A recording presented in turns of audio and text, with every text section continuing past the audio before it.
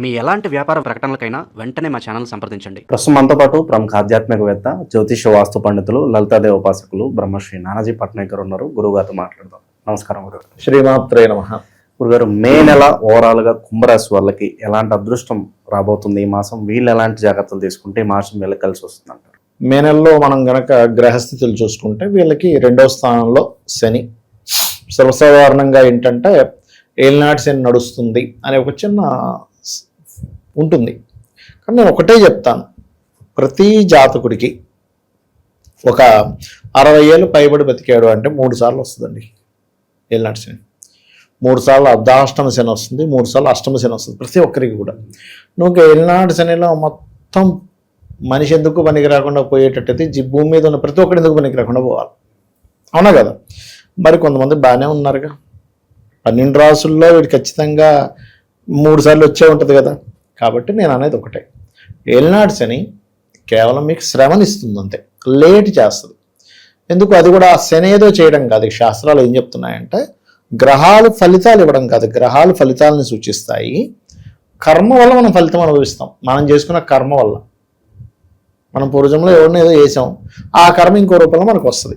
కాబట్టి మన కర్మల్ని మార్చుకునే ప్రక్రియ మన మైండ్లోకి రావాలి. ఓకే, ఇలా ఉంది కదా, ఇలా ఉంది కదా. ఇది ఇప్పుడు వీళ్ళకి ఏంటంటే 2వ స్థానంలో శని ఉన్నాడు. ఇది ఎక్కడున్నాడు? ధనస్థానం మీద ఉన్నాడు. దాంతోపాటు కుజుడు కూడా వెళ్తున్నాడు. వీళ్ళిద్దరు 12వ తేదీ వరకు కుజుడు కలిసి ఉంటాడు. 12వ తేదీకి మేషంలోకి వెళ్ళిపోతాడు శని. అంటే 12th తర్వాత వీళ్ళకి కొంచెం రిలీఫ్ అనేటువంటిది వస్తుంది.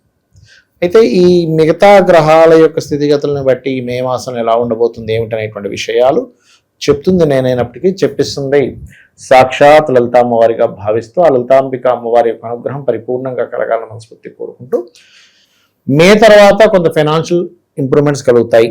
కాకపోతే మే 12 తర్వాత నుంచి 3లో కుజుడు వెళ్తున్నందుకు అది పరాక్రమ స్థానము, అన్నదమ్ముల స్థానం కాబట్టి కొంచెం ధైర్యం పెరుగుతుంది.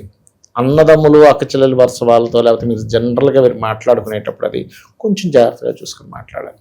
కానీ ఇక్కడ ఏంటంటే ఈ ఎప్పుడైతే సప్తమంలో కేతు ఉన్నాడో వివాహం విషయంలో కొంచెం జాగ్రత్తగా ఉండాలి. పార్ట్నర్స్ని ఎంపిక చేసుకునే విషయం అనుకోండి, వివాహ జీవిత భాగస్వామిని ఎంపిక చేసుకునే విషయంలో అనుకోండి, చాలా జాగ్రత్తగా ఉండాలి. వీళ్ళకి అష్టమాధిపతి రవితో వెళ్తున్నందుకు తాతగారి ఆస్తి విషయంలో లేదా ఇన్సూరెన్సెస్ మూలంగా కలిసి రావడము, ఓకే, కొద్దిగా వీళ్ళకి అవగాహన ఉంది అంటే షేర్ మార్కెట్ మీద పూర్తి అవగాహన ఉండి ఎంతో ఎక్స్పీరియన్సెస్ ఉండి కొంతవరకు వీళ్ళు జాగ్రత్తగా ఉన్న డబ్బుల్లో, సొంత డబ్బులతో కొంత చేసుకొని నేను బాగుపడతాను అని కొద్దిగా ఏమాత్రం ఉన్నా వీళ్ళకి కొంచెం ఛాన్స్ ఉంటుంది. అష్టమంలో 2 శుభగ్రహాలు ఉన్నందుకు, అష్టమాధిపతి కేంద్రంలో ఉన్నందుకు బుధుడితో కలిసి పంచమాధిపత్యం, ఇది ఒక యోగం ఇస్తుంది ఇక్కడ. అలాగే చూసుకుంటే గనక ఇక్కడ జాబ్ సంబంధించిన విషయంలో 10th లార్డ్ ఓన్ హౌస్లో ఉన్నాడు కాబట్టి రవి జాబ్ రిలేటెడ్ సంబంధించిన విషయంలో కొంచెం అగ్రెసివ్ నిర్ణయాలు తీసుకుంటారు. ఎందుకంటే అగ్రెసివ్ హౌస్లో ఉన్నాడు వెళ్ళి కుజుడు వెళ్ళి, కాబట్టి ఇటువంటివి కొద్దిగా ఇక్కడి నుంచి మారిపోయి వేరే చోటకి వెళ్దాము. ఖచ్చితంగా మీరు మంచివాడు వాడారు. ఎందుకంటే 3వ స్థానం అంటేనే మార్పు అండి, మార్పు. అది కూడా ఏంటి, కోపంతో వచ్చిన మార్పు. మరి ఏమన్నా మిస్ఫైర్ అవుతుందంటారా మార్పు ఏదన్నా? కొంచెం ఛాన్స్ ఉంది, బట్ డోంట్ వరీ, ఏం కాదు. అంటే నేను అనేది ఏంటంటే ఇప్పుడు మార్పు వల్ల 3 విషయాలు జరుగుతాయండి ఎప్పుడు కూడా మనిషికి. మంచి జరగడం, లేదా చెడు జరగడం, లేదా ఫస్ట్ మంచి జరిగి తర్వాత చెడు జరగడం, లేదా ఫస్ట్ చెడు జరిగి తర్వాత మంచి జరగడం, ఇట్లాంటివి జరుగుతాయి. ఎందుకు మారేంటారు అని కొంచెం సఫర్ అయిన తర్వాత ఇది జరగడం. దీనివల్ల స్టార్టింగ్లో కొంత స్ట్రెస్ అయ్యి తర్వాత బాగుంటుంది అనేటువంటిది ఒక క్లారిటీ ఇస్తుంది ఇక్కడ. అయితే ఎంతైనా కూడా వీళ్ళకి పంచమ స్థానంలో 2 శుభగ్రహాలు ఉన్నాయి కాబట్టి ఉపాసన చేయడానికి చాలా మంచిది.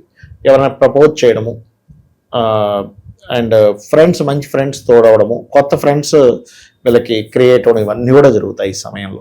అదేవిధంగా కుంభం వారికి మే 14వ తేదీ నుంచి రవి బుధులు ఇద్దరూ కూడా 4వ స్థానంలోకి వెళ్తున్నారు. ఎప్పుడైతే 4వ భావంలోకి వెళ్తున్నారో ఈ 4వ స్థానం అనేటువంటిది ఏదైతే ఉందో పర్టికులర్గా ఇది ప్రాపర్టీ హౌస్ అంటారు దీన్ని. కాబట్టి విద్యా విషయంలో విద్యార్థులకి ప్రాపర్టీ ఏదైనా కొనుక్కుందాం అనుకునేటువంటి వారికి కొంతవరకు ఆల్రెడీ శుక్రుడు కాలం ఇస్తాడు, మళ్ళీ రవి బుధులు కూడా ఇస్తారు. కాకపోతే ఇక్కడ రవి యొక్క రాసుల్లో కేతు ఉంటూ కేతువు యొక్క ఎనర్జీస్తో 4వ స్థానంలో ఉన్నాడు రవి. అంటే ఏమిటి, ప్రాపర్టీ కొనుక్కునే యోగాన్ని ఇస్తాడు. ఇప్పుడు ప్రాపర్టీలో ఇరుక్కోవాలంటే ఏంటంటే ఫస్ట్ కొనుక్కున్నాడు ఇరుక్కుంటాడు, ఇంట్లో కూర్చున్నాడు ఇరుక్కోడు. ఇప్పుడు మీరు ఉన్నారు, ఏ ప్రాపర్టీ కొనాలనుకోలేదు, ఏ వెహికల్ కొనుక్కోవాలనుకోలేదు అనుకోండి, మీరు ఇరుక్కునేది ఏముంటుంది అక్కడ, కొనాలనుకున్నాడు ఇరుక్కుంటాడు కదా. ఇక్కడ మన జ్యోతిష్ శాస్త్రంలో జాతకం ఎందుకుంది అంటే, నువ్వు ఈ పని చేద్దాం అనుకుంటున్నావు, ఈ పని మూలంగా నువ్వు లాభాన్ని పొందుతావా ఇబ్బంది పడతావా, ఈ యొక్క విషయం ముందుగా ఇన్ఫర్మేషన్ ఇచ్చే జ్యోతిష్ శాస్త్రం జాతకం. నువ్వు ఇబ్బంది పడతావు, ఏం లేదండి, సింపుల్ ఈ రూట్లో వెళ్తున్నావు, అక్కడంతా రోడ్ బ్లాక్ అని ముందు ఎవరో మీకు చెప్పారనుకోండి, 10 కిలోమీటర్లు ఇలాగ మొత్తం రోడ్ బ్లాక్ సార్, ఇట్లా వెళ్ళిపోండి అని. 10 కిలోమీటర్లు కలిసి వచ్చినట్టు, రాను 10 పోను 10 20 కిలోమీటర్లు కలిసి వచ్చినట్టు. 20 కిలోమీటర్లు అంటే ఎంత పెట్రోల్, ఆల్మోస్ట్ మీకు ఒక 2-3 లీటర్ల పెట్రోల్ కలిసి వచ్చినట్టు కదా. కార్ అయితే ఒక 300 కలిసి వచ్చింది, ఒక అరగంట సేపు టైం కలిసి వచ్చింది. అట్లాగే లైఫ్లో ప్రాపర్టీస్ తీసుకునేటప్పుడు పర్టికులర్గా కుంభం వారు చూసుకొని తీసుకోవాలి. గవర్నమెంట్ రిలేటెడ్వి ఇట్లాంటివన్నీ తీసుకునే యోగం ఉంది, కానీ ఒక్కసారి గణపతిని తలుచుకొని తీసుకున్నట్లయితే బాగుంటుంది. ఎందుకంటే ఇక్కడ రాశిలో రాహు ఉన్నాడు. ఎప్పుడైతే రాశిలో రాహు ఉన్నాడో ఇమాజినేషన్ని పెంచుతాడు. ప్రతి మనిషి ఆశాజీవిగా ఉండాలి, కానీ సమ్ టైమ్స్ ఏమవుతుందంటే వాళ్ళ పర్సనల్ చార్ట్లో ఉండేటువంటి కాంబినేషన్స్ వల్ల ఇరుక్కుంటాడు. ఇల్లు అక్కడ ఎప్పుడు ఇరుక్కుంటాడు ఎప్పుడు ఇరుక్కోడు అనేటువంటిది జన్మజాతకంలో ఎలా ఉంటుందో సేమ్ యాజ్ ఇట్ ఈజ్ మన గోచార ఫలితాలు కూడా చెప్తుంటాయి. గోచార ఫలితాలు ఏంటంటే ప్రస్తుతం మార్కెట్ ఇలా ఉంది, ఇప్పుడు మీరు ఉన్నారు, మీరు బాగా హైలో ఉన్నప్పుడు గోల్డ్ కొనంటే మీరు ఏమంటారు, బాబు ఇప్పుడు తగ్గుతుందేమో డౌట్గా ఉంది, ఇప్పుడు కొన్నా ఎందుకు కొన్నా అంటారు. మీరు కొన్నప్పుడు 180లో ఉన్నప్పుడు కొనగానే 140లోకి వచ్చింది, ఎందుకంటే కొన్నాం అనవసరంగా, వేస్ట్ అయిపోయింది కదా. అంటే మార్కెట్ ఎట్లా ఉంది అనే బేస్ మీద మనం ఏదైనా ఒక వస్తువుని కొంటాం కదా. అట్లాగే 4000లో రవి బుధులు ఉండడం చాలా మంచిది, కానీ కేతు ఎనర్జీస్తో ఉన్నందుకు కొనేటప్పుడు చూసుకొని కొనాలి. పంచమంలో శుక్ర బుధులు ఎప్పటి నుంచి మే 14వ తేదీ నుంచి మే 14 వరకు శుక్రుడు ఉంటాడు అక్కడ, దాని తర్వాత రవి బుధులు వస్తున్నారు. So 4000 is very good. కానీ ఎప్పుడైతే శుక్ర గురువులు పంచమంలో కలుస్తున్నారో ఈ నెలలో ఆల్మోస్ట్ 14 తర్వాత సంతానం కోసం ప్రయత్నం చేసేవాళ్ళు, అందులో ముఖ్యంగా 2వ సంతానం కోసం ప్రయత్నం చేసేటువంటి వారికి చాలా చాలా బాగుంటుంది అని చెప్పొచ్చు. మనం ఒకటే సంతానం ఉందంటే 2వ సంతానం వస్తుందా లేదా అంటే టెన్షన్ పడుతూ ఉంటారు, వాళ్ళకి చాలా బాగుంటుంది. బట్ ఉద్యోగ సంబంధించిన విషయంలో మరింత బాగుండాలంటే లక్ష్మీ నరసింహస్వామి ఆరాధన, దత్తాత్రేయుడి యొక్క ఆరాధన చేస్తే చాలా మంచిది. వీళ్ళకి కొంచెం ఇన్వెస్ట్మెంట్స్ కూడా 12 తర్వాత చేసే ఇన్వెస్ట్మెంట్స్, 12వ తేదీ తర్వాత చేసే ఇన్వెస్ట్మెంట్స్ వల్ల కొంత లాభం అయితే ఖచ్చితంగా ఉంది. కొంచెం బీపీ లెవెల్స్ ఎక్కువగా ఉన్నవారు కొంచెం జాగ్రత్తగా ఉండాలి 2-3 వారాల్లో. ఇక్కడ కుజుడు 3లో ఉన్నప్పుడు మనిషికి తెలియకుండానే కోప స్వభావం పెరుగుతుంది, ధైర్యం పెరుగుతూ ఉంటుంది, అగ్రెసివ్ నేచర్ విపరీతంగా వస్తూ ఉంటుంది. కుజుడు ఓన్ హౌస్లోకి వెళ్ళి అగ్రెసివ్ నేచర్లో ఇస్తాడనమాట. అది ఓకే.